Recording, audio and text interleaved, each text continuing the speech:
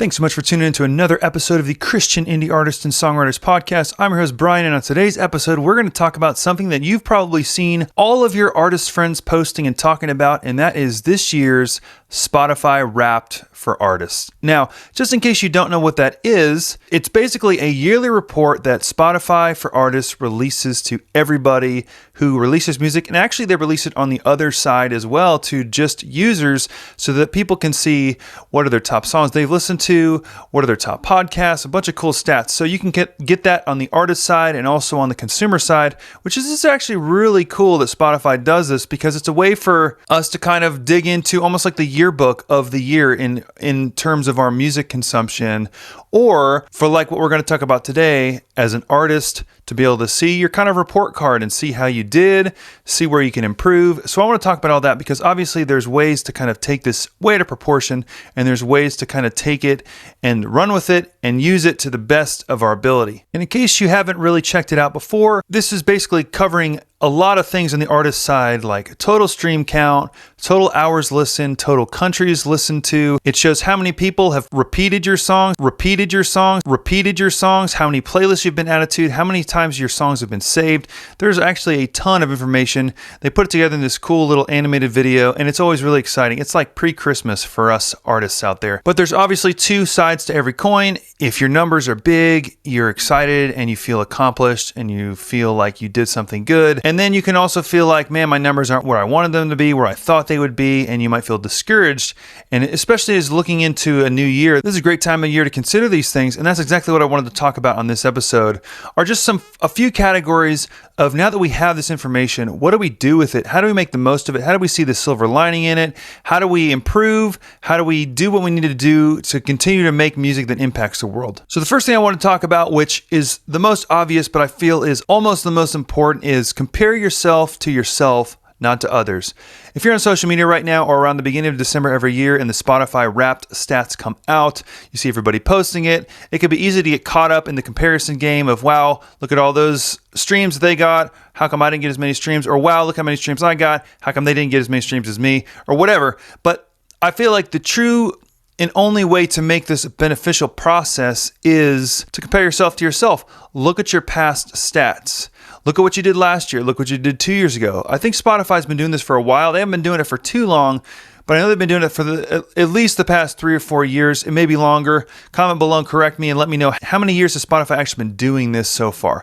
But I've been releasing music since 2018, and I've gotten my Spotify Wrapped each year since. So when we look at those past numbers, we can see exact areas of growth because Spotify keeps it pretty consistent as far as the stats they show. So we can see exactly how many countries we reached last year, 2 years ago, compared to this year, or the amount of streams, or the amount of saves we've had, or the amount of playlists we've been added to, and we can see exactly where those numbers change. And this is really powerful because what other way would we be able to really know, unless we did some math ourselves, on exactly how this would work, and we wouldn't even be able to get those numbers that they're giving us. So it's a really powerful tool and a way to compare ourselves to ourselves to know what areas we're growing in and what areas we have room for improvement. But if we spend all of our time looking at other people's numbers, that's like comparing apples to oranges because their numbers, their strategies, their plan, their songs, their marketing is all different and specific to what they're doing and not what we're doing. Really, we can look at other people's stats, celebrate, say, wow, that's awesome. Wow, they're great. Look at all the people they impacted, whether it's 100 or 100 million, whatever it is, and we can move on and just focus on our own numbers and how we can improve. But that comes through comparing ourselves to ourselves, not to others. And the next thing is, this is a great time to set goals. As we're in December now and we're moving towards a new year, everybody starts kind of getting goals in the mind. Besides Christmas, we all start thinking about what we're going to do in next year, what's our goals going to be. And wow, what a great time of year that Spotify sends this to us. And I'm sure it's no coincidence that this happens. So now we have hard data knowing exactly what we've done so that we can figure out how to do it better. Just like what we talked in the last point, we have those exact stats. So now what do we do with those stats other than just say, wow, that's cool, or wow, that stinks? We can say, okay, I know exactly how many streams I had on Spotify this year. How can I improve that? What do I want to do? Do I want to do a 5%, 10%, 30%, 100% increase the following year? And with those numbers, we can actually plot that out. And we all know that when we write down goals, that's when they actually have a much higher chance of coming true, because we take a thought and we bring it into reality as the pen hits the paper or the thumbs hit the screen, whatever that is. I think it's a great opportunity and a time to start setting real goals, attainable goals. Because like my friend Jason Smithers says, a lot of times like, well, what do you want to do next year? What's your goal with your music? Oh, I want more streams. Oh, I want more this or more that.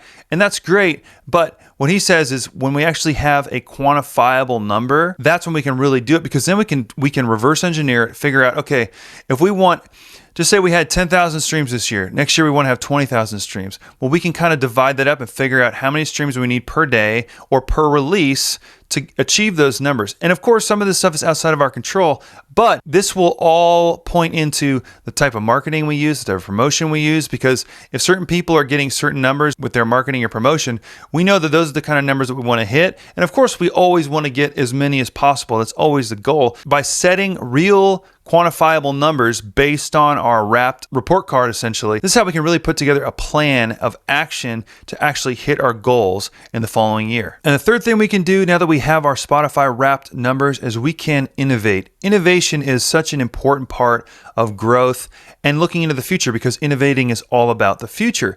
So looking back, okay, so say this year we didn't get the streams we wanted, or maybe this year we totally did get the streams we wanted, but how do we move into the following year without repeating ourselves? Because in theory, if we do the exact same thing we did this year, we'll get the same result or possibly less, because Spotify, the algorithms are always changing. We always have to stay in front of things. So personal story, back in 2018 when I started releasing music, I didn't know anything about anything. I still don't know much about anything. However, my first EP, my first couple songs, I put them out and I shared them with my social media, and that was the end of it. And I didn't really get any traction at all. But then in the first month of 2019, I released a song called Jesus Glorified that I wrote with my friend Michael Farron, and it showed up on the New Music Friday Christian editorial Spotify playlist. I didn't even know how this happened, to be honest. I don't even know if I pitched it. They may or may not have had the pitch tool back then. I think they might have, and I probably did it, but I don't remember doing it. And to me, it was just this untouchable ocean of possibility. I just did it because I probably watched a YouTube video. They told me to do it, so I did it. But regardless, it ended up on the list, and I released at least one song. Some months I released 2 songs a month for that entire year. And 80% of the time, my songs were showing up on that playlist, which was great because the first week of release, I would get 6,000 to 8,000 streams per song, which obviously this helps spin up a lot of algorithmic playlists. Outside of that, a couple of my songs landed on an algorithmic playlist, editorial algorithmic playlist that's still on there today that generates streams, all because of that year. However, when we got to 2020, I had a song called Game Changer that landed on that playlist the first month of 2020, and then no editorial playlist after that. I wasn't sure how that happened. I came to find out later that typically Spotify's editors change over every year. So since 2019, there have been 2 more editors that have come through the cycle at Spotify in the Christian genre. With a new editor, everything changes. So that year, which unbeknownst to me was the case, that editor just liked my songs, would add them, and it was really a great year, a great time to spin up streams, activity, got followers, and I'm still able to benefit from those times now. But like I said, things change. So throughout that entire time, I was also pitching my songs to user-generated playlists very frequently all the time and building up relationships and rapport. And that served me well in conjunction with the editorial placements and then all the pitching I was doing. My songs were doing pretty good and I was generating healthy monthly listeners. But like I said, once 2020 happened, it changed. And when 2021 happened, it changed again. So the things that I was doing then aren't working like they are now. And that could be the exact same story for you. Or you might just be getting started and the first thing you did worked, but then it may not work next year. So the point is the innovation, the staying aware, staying up to date with, okay, that didn't work as well as I thought it would. How can I do it? What kind of marketing strategies do I need? What kind of marketing agency do I need to hire? Because that's a big thing right now is in order to get your songs placed and get good amount of streams, it's important to hire a trusted marketing company. But how do you do that? Because there's so many out there. Most of them feel like they're just trying to take your money and nobody wants to do that. So what I would suggest is go to a trusted Facebook group, talk to trusted friends in the industry and ask, what marketing agency do you use? I would say If you want to find a great resource, go to our CIAS official Facebook page and ask in there. We talk about these things all the time. It's a growing community of artists and songwriters just like you, all trying to get songs heard. If you have any questions about that, head to the group, jump in, and we would love to help you along your journey that way. Also, if you want to send me a message, brianbolivarmusic.com, feel free to send a message that way too. Because we all are working towards the same goal. It doesn't matter if we're the biggest person in the music industry or just getting started. All of the marketing kind of works in the same way. I mean, if you're a household name, sure, it's going to be a lot easier for you to get streams and get traction because people are already aware of you. You already have your fan base. But for the most of us, it's going to take some effort. We're going to have to put some money into marketing, and figuring out how to spend those precious dollars in the best way is a part of innovation because it's looking ahead. It's saying what could work tomorrow based off the trends I'm seeing, because we all know that social media is all about trends. So is marketing.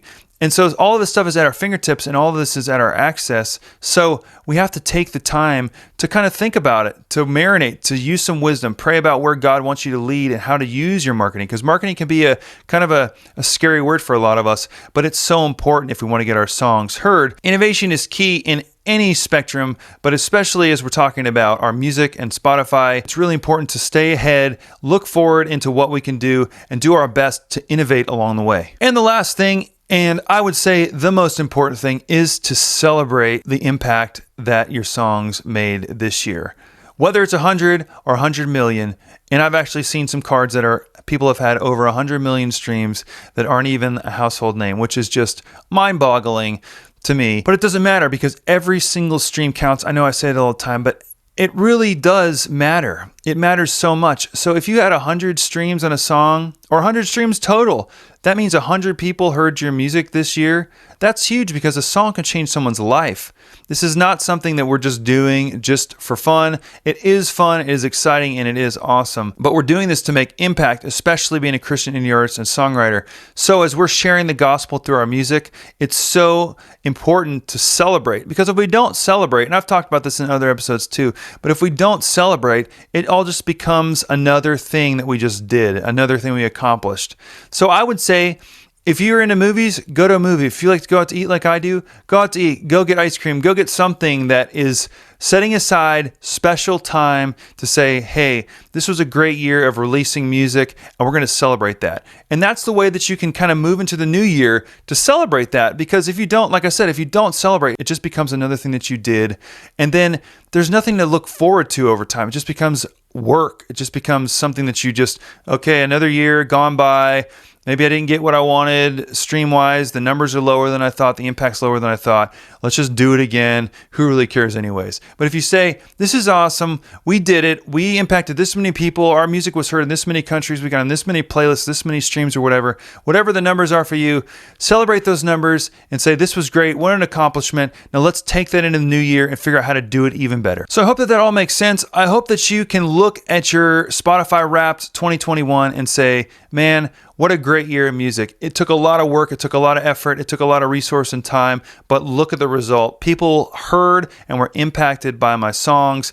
And that is something to get excited about. And set some goals. Figure out how to do it even better looking into the next year. Be innovative. Don't be afraid to try something new because we've already done what we've done and we've seen the results of that. And that doesn't mean we have to completely redo everything just because.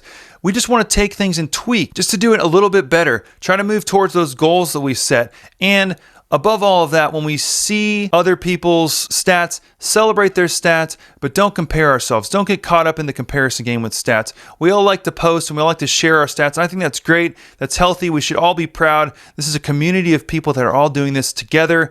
And we need to post those things and share it with each other because we can all encourage each other along the way. So many people have given me positive encouragement on my post about it. And that really is a great feeling to know that people are out there supporting and we're supporting you too. So wherever you find yourselves, whether a banner year or a year that you wish maybe was a little bit better, post your stats, let people know, and I guarantee you that people will encourage you and celebrate you into the next year of music. If you have any questions, comment below. If you're here on YouTube, don't forget to subscribe, hit the bell icon, and we will see you next Friday at 5 a.m. Eastern.